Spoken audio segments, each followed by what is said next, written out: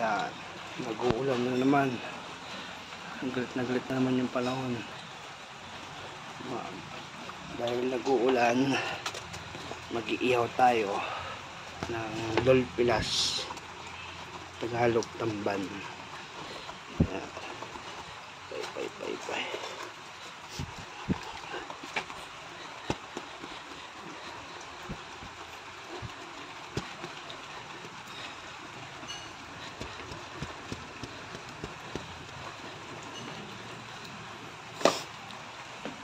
Kabubunot na ng damo eh. Tsaka nag-uulan. Talagang patutubuin na naman yung damo. Kaya naging maaliwala sa dito banda. Sa yung rest house. Ayun, makita na yung mga pinya ko. Ayan. So dogs. Ito yung poso. Ayun yung dwarf na nyug na tanim ko. Medyo malaki na. So, ihaw.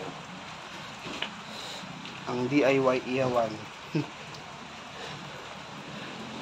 Okay. Kailangan natin paypayan to. Okay na. Para alas 6 pa lang dito, naghahapunan na kami. Ganito sa probinsya, maagang kumakain. Hindi dilim ng langit. Ano?